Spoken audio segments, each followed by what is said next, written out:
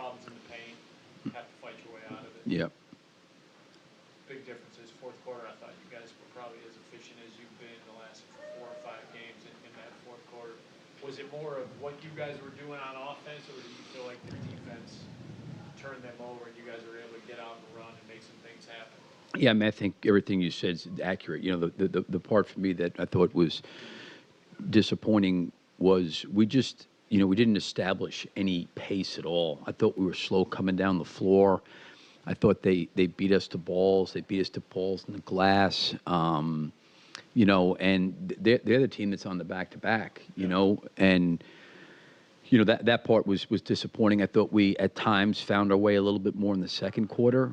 And then, you know, the third quarter, I felt like after that first 2 or 3 minutes, we really started to play a lot faster. I thought we did a much better job communicating, helping each other on defense. There was a period there through, you know, several quarters where it's lob dunks, it's layups, it's balls being tipped around. We don't hit anybody. And I think for some of our guys, especially some of our younger guys, they're going to have to, you know, constantly watch the film because they're no longer the tallest and longest and most athletic and strongest guy on the playground. And they have to understand they got to hit people. You know what I mean? And there are things that, you know, cost you, whether it's turnovers or giving up offensive rebounds or lack of communication, or to your point, rolls and not pulling in. And then I thought offensively, we just didn't really play with any pace or any speed. You know, we had a series there where I thought we were slow. We turned the ball over. We threw passes out of bounds. But we were able to course correct and find our way, you know, probably from about the 10-minute mark on the third quarter. I thought we played good basketball. It seemed the fourth quarter, the defensive rotation, I mean, to your point, was probably as good as I've seen you guys as far as just knowing when to sink and take away passes that they thought were there. Is that the communication you're talking about, and just understanding how to help each other out, how to rotate?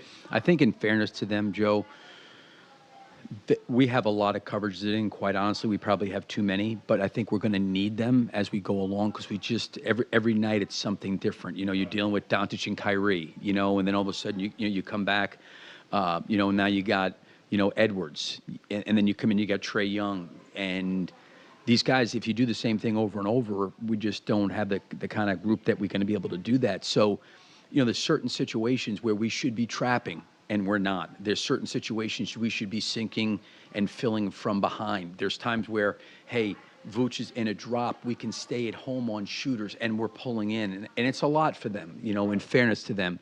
And I do think that we have to keep rehearsing it and doing it over and over and over because we're just going to need multiple things. We're just not going to be able to line up and say, hey, listen, you got this guy, and this is what we're doing in pick and roll, and you guys deal with it. You guys don't have like elite stoppers. Right. I just don't think we have that, you know, and we're going to have to do it collectively. So what ends up happening is when, for a perfect example was, you know, I think it was maybe Io and Kobe where they kind of came together and 2 guys ran to the same guy and Johnson went right down the lane, dunked the ball. Like that kind of stuff, they've got to be able to communicate better. You know, there's certain situations where we're showing on guys. Like, hey, listen, this guy's, we're showing him. You 2 guys are switching. And we're trying to build out that way, and it's been a lot. And in fairness to them, I do think they're trying and they're working. But at times, when you're unsure, that's where I think the communication can kind of go by the wayside. And we, quite honestly, I think as a staff, need to continue to try to help create more and more clarity for them. What did you think of Zach first came back after missing 3? Yeah, I mean, I thought he was great. You know, I think he was able to do some things. I think for the time that he was out, he probably didn't lose too much conditioning. He usually gets it back pretty quickly. But, you know, I thought he was really, really efficient. I think for a whole team, not just Zach, everybody, I think there's opportunities to take more threes than we're taking, and we're kind of bypassing them. But, you know, I thought he passed the ball. We put him on Trae Young tonight. I thought he gave really good effort there.